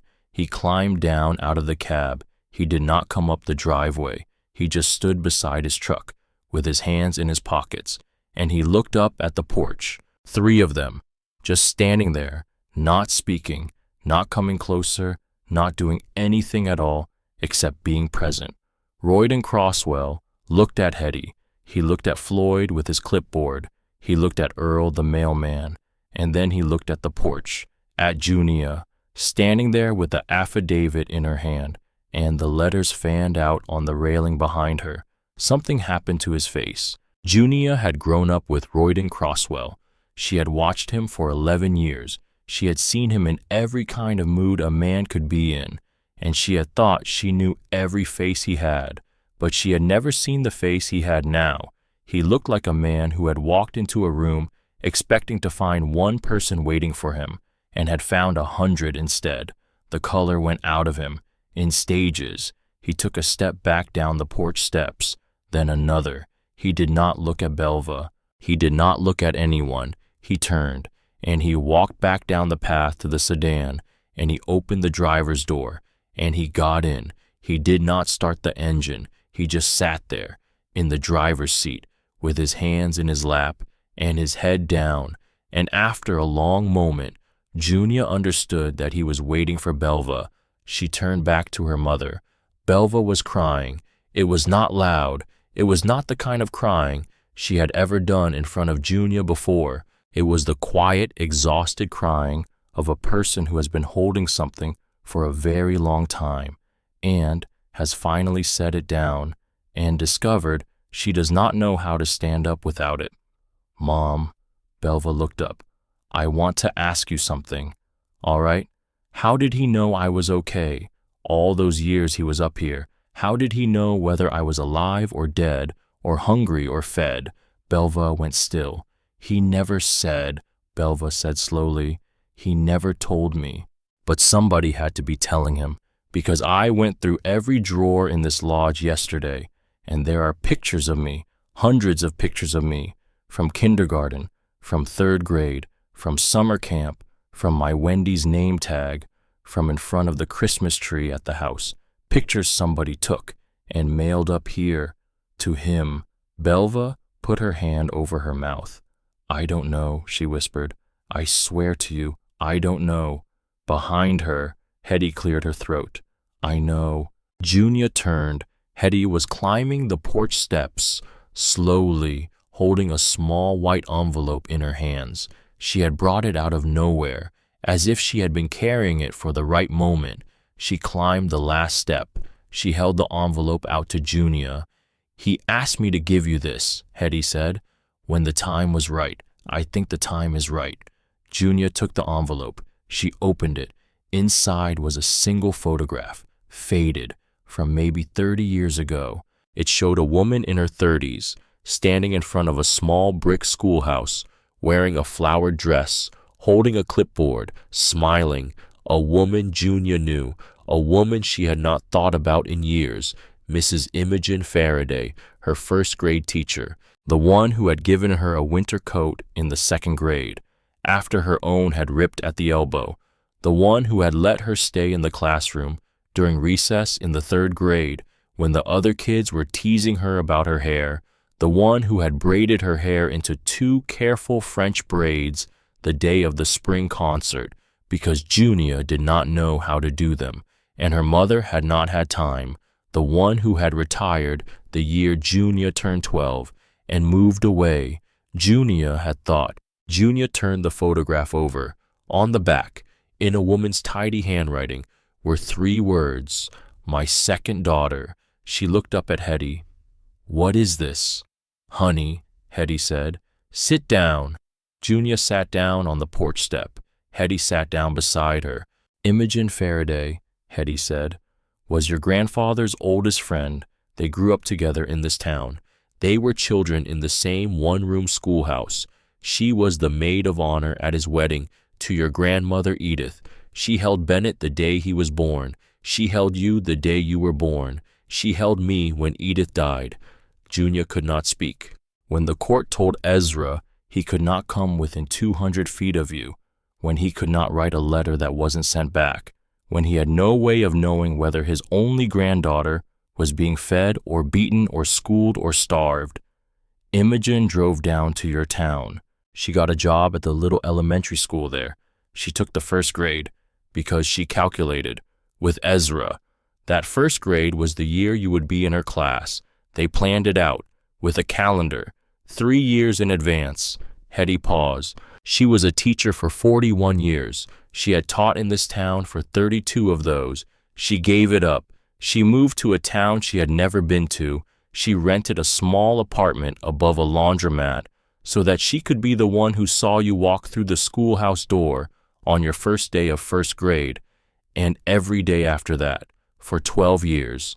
She watched you. She took pictures. She wrote letters to Ezra every Sunday. She told him what you wore, what you ate at lunch, whether you laughed in the cafeteria, whether you cried in the bathroom, whether you needed a coat in November, whether the bruises on your arms in the 3rd grade looked like the kind a child gets from playing or the kind a child gets from being grabbed too hard.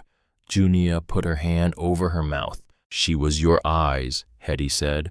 "His eyes. For 12 years. She never took $1 of his money.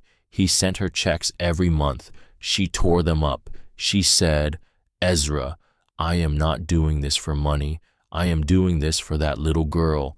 After she retired, she stayed. She kept going to the school plays, the sports games, the graduation. She sent him pictures right up until the spring of last year." "What happened in the spring of last year?" "Imogen passed, honey." The word landed like a stone. "Cancer," Hetty said. "She fought it for 2 years. She did not tell anyone. She did not want any fuss. She held on to see you graduate from high school in June. She came to my graduation. She sat in the back row. She did not come up to you. She did not want to confuse you. She had not been your teacher in 11 years. But she came. Yes, she came. What did she say?" Hetty reached into the pocket of her flannel shirt. She pulled out a folded piece of paper. "She wrote Ezra a final letter," she said. "On her last day in the hospital, she asked me to deliver it to him. He held it for 1 week. Then he passed too, 6 days after she did." She handed the letter to Junia. The handwriting on the front said, "Ezra, for Junia, when she comes home." Junia opened it. The letter was 1 page, handwritten, the letters wandering slightly, the way letters wander when an old woman writes from a bed she will not get out of again. "Ezra, I am tired now. I cannot keep going, but I want you to know I do not regret 1 day of these years. Junia is the best work of my life, better than any class I ever taught, better than any child I ever raised. I never had children of my own. I always thought that was the great sorrow of my life. But Lord, I was wrong. I had Junia from a careful distance, and every braid I tied in her hair, and every coat I bought her, and every recess I sat with her, and every Sunday letter I wrote to you about her, was the love of my life flowing out of me, toward a child I was not allowed to call my own, but who was mine anyway, because I chose her. Tell her, Ezra, when she comes, tell her she was loved by a woman she barely remembers, who counted herself her second mother and was proud of every day of it. Imogen. Junia held the letter. She did not move. She did not cry. The crying had moved somewhere very far inside her now, a place she would visit later, alone. Hetty sat beside her on the porch step, did not touch her, just sat, close enough that Junia could feel the warmth of her shoulder. After a long time, Junia handed the letter to her mother.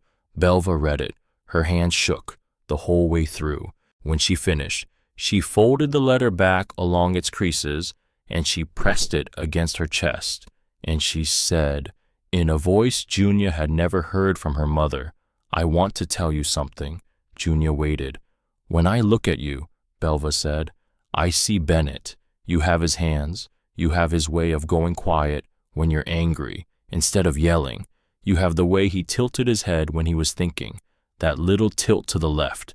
Every single thing about you." She drew a long breath. And Ezra's letters, every one of those letters. Bennett's name was in every one. Bennett would want this. Bennett would have wanted that. Remember what Bennett said. Remember what Bennett did. Her voice broke. I could not read his name, Junia. I could not read his name without falling apart. I lost him when I was 24 years old. I was a widow at 24 with a 3-year-old daughter and a father-in-law who showed up at my door crying drunk in the middle of the night. I could not do it. I could not hold any of it. So I closed the door. I closed all the doors. She pressed her fist against her mouth. I was not protecting you from him. I was protecting myself from remembering. She looked up. Royden was wrong to lie. I was wrong to let him. I knew he was lying when he signed that paper, and I let him do it. I let Royden handle everything because it was easier than handling anything myself. And when Ezra's letters came, I stamped them and sent them back because reading them was like opening a door I had nailed shut, and I could not open that door, sweetheart. I could not. Not even for him, not even for you. She lowered her hand. I am not asking you to forgive me. I would not forgive me. I am only telling you this because you asked, and because the truth has come this far already, and because I do not think I can carry it for another 15 years. Junia did not speak. The wind moved in the pines. She thought about her father. She thought about a 24-year-old woman sitting alone in a hospital corridor, being told that her husband was dead. She thought about a 3-year-old child in that woman's lap. She thought about the years that came after, the years she could not remember, the years before Royden, the years when her mother was on her own with a small child and a grief no one had taught her how to carry. She did not forgive her mother. She did not think she ever could. Not completely, not the way some people forgive, but she understood her a little. For the first time in her life, she walked into the lodge. She came back out a moment later, carrying a second cup of coffee in a chipped white mug. She handed it to her mother. Belva took it with both hands. She did not say thank you. She just held the mug, and the steam came up into her face, and she closed her eyes against it. Sit down, Mom. Belva sat down in the wooden chair on the porch. They did not speak for a long time. The afternoon went on. The shadows moved across the porch boards. The carousel stood in its clearing, the 8 horses waiting. At the bottom of the driveway, Hetty went back to her truck. Floyd went back to his truck. Earl climbed back into the mail truck. One by one, they started their engines, and they left. But they did not leave fast. They left the way people leave a porch when they know they have done what they came to do. Belva did not stay long. She finished the coffee. She set the mug on the porch railing. She looked at Junia. She said, I will not ask you to come home. There is no home to come back to. Not anymore. I know. I am going to leave him. I know. It is going to take me a while. I know. Belva walked down the porch steps. She did not look back. She got into the passenger side of the sedan. Royden put the car in reverse, and the silver sedan backed slowly down the driveway and turned around at the wide spot and drove away through the trees, and the sound of the engine faded into the woods. Junia stood on the porch. She watched the dust settle on the road.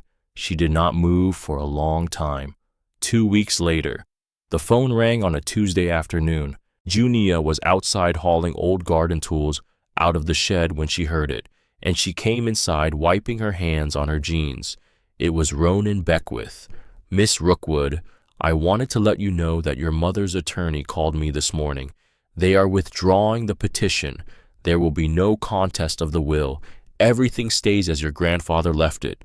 Junia stood in the middle of the great room with the phone pressed to her ear. "Why? That I do not know. I did not ask. But the petition is gone." She thanked him. She hung up. Belva called her that evening. It was a short call. They were all short calls. 10 minutes, 12 sometimes. They were not warm. They were not easy. But they happened once a week, on Tuesdays. "I left him," Belva said. "You left Royden. I asked him to move out. He moved out this morning. His brother in Albany is letting him stay there for now." "What happened?" "I saw the affidavit, Junia, when you laid it out on the porch railing. I had not looked at it in 12 years. I had let myself forget what was in it. And when I saw it laid out there with all the letters, I understood something I had been refusing to understand for a long time." "What?" "That I had built a life with a man who would do that, who would sit at a kitchen table and write down a lie about a grieving old man and sign it under oath, just to keep his stepdaughter from a piece of her own family. I built a life on top of that, and when I saw it laid out on your porch, I could not unsee it." Junia did not answer. "He is not coming back, Junia." "All right, Mom." A pause. "Junia, the town up here, the people who came to the porch that day, Hetty, the man with the lumber, the mail carrier, do they know about the affidavit? The whole town, do they know?" "Hetty knows. Word has gotten around down here too. I do not know how.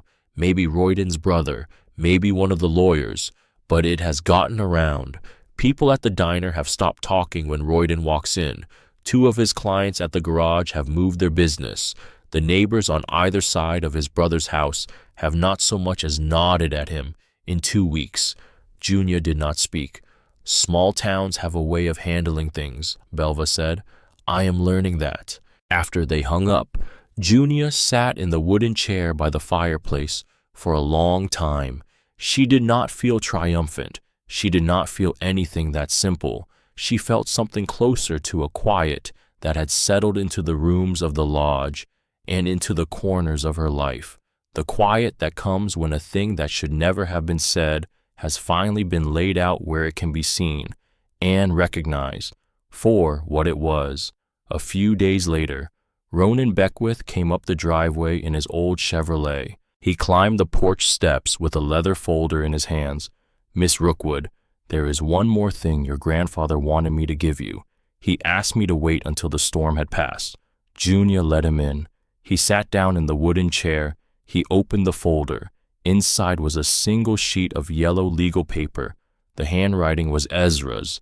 He had written it 4 months before he died. "Junia, by the time you read this, the thing with Royden and your mother will be done, one way or the other. I do not know which way, but I know it will be done because the house was built to hold the storm.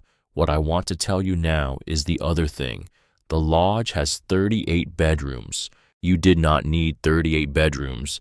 I knew that the day I started building. I built 38 bedrooms because I had a plan for them. The plan was that when you came, you and I would talk about whether you wanted to do this thing together. Now, I will not be there to talk to you, so I am putting it in writing instead. I want this lodge to be a bridge home. When your father died, I lost 2 things. I lost him, and I lost you.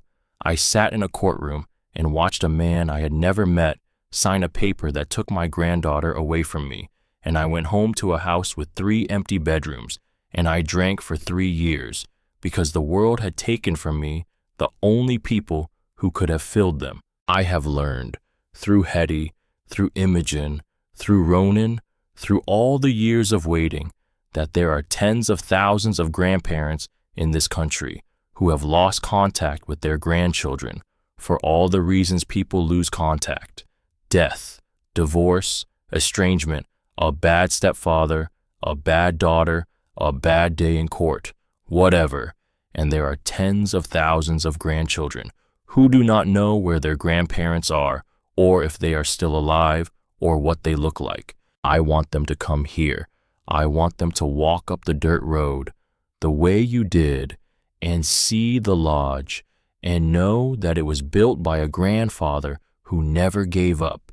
And I want them to sit in the chapel and read the prayer journal and see what a man with a hammer and a candle and a piece of cedar can do over 15 years.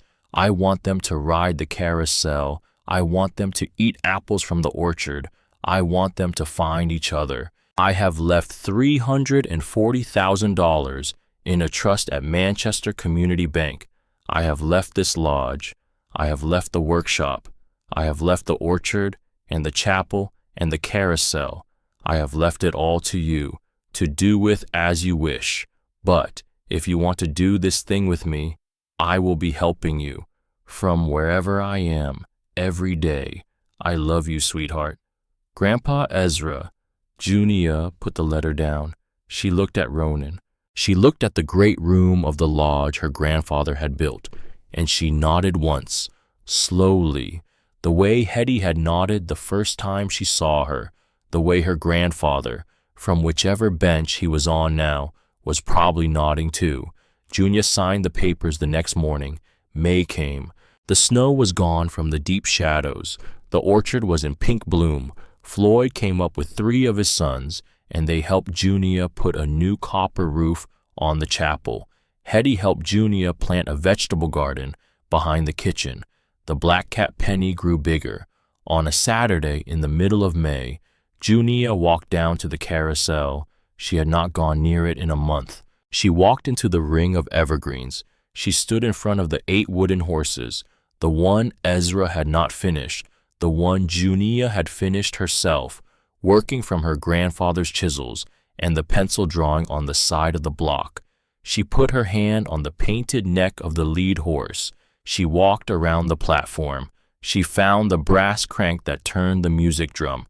She wound it. She pressed the wooden lever.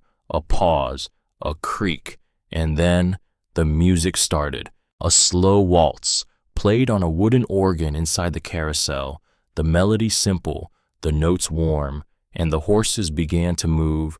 The platform turned. The horses rose and fell on their brass poles. For the first time since Ezra had finished building it, the carousel turned. Junia watched it. She did not get on. She just watched it, with her hand still on the lead horse's neck as it carried her hand around in a slow circle, a circle that had been waiting for someone. She knew now who. 2 weeks later, on a Thursday afternoon, a small green sedan came up the driveway. It pulled up in front of the lodge. A girl got out, 16 years old, tall, thin, wearing a thin jacket, with a backpack slung over one shoulder. She stood by the car and looked up at the lodge and put her hand over her mouth. Junia came out onto the porch. The girl looked at her. "Are you Junia Rookwood?" "I am." The girl reached into her jacket pocket. She pulled out a printed page, a page from a website. The page had a photograph of the lodge and one paragraph of text and of a phone number. The text said, "Bridge Home, a safe place for grandchildren and grandparents to find one another at no cost, no questions asked. Ezra Rookwood Memorial Trust, Hollow Bend, New Hampshire." "I called the number," the girl said. "Yes. You said I could come." "You can." The girl was crying, quiet, not loud. "My name is Tess Marigold," she said. "I am 16 years old.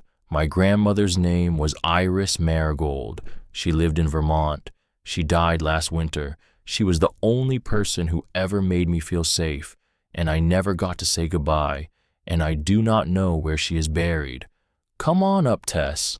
Tess walked up the porch steps. Junia opened the door. Inside the lodge, From the kitchen came the smell of blueberry pie. Belva was making it. She had come up for the day. To help. She had been coming up for the day, once a week, since March. Through the hallway drifted the sound of one of the music boxes still playing, the one Junia had wound that morning, the slow lullaby. Tess stepped inside. She stopped. She looked around the great room of the lodge that Ezra Rookwood had built, with the carved beams, and the riverstone fireplace, and the 15 music boxes on the mantel, and on the mantel, beside the music boxes, 3 framed photographs. Bennett Rookwood, 24 years old, holding a baby in a yellow blanket. Ezra Rookwood, 76 years old, sitting on the porch in the wooden rocking chair, holding a candle. And Imogen Faraday, in her flowered dress, in front of the little brick schoolhouse, smiling, holding a clipboard. Tess turned to Junia. "Who are they?" Junia put her arm around the girl's shoulders. She did not flinch. "They are the people who loved me," Junia said, "before I knew I was loved, so that one day, when somebody walked through this door, I would know how to love them back." Tess began to cry harder.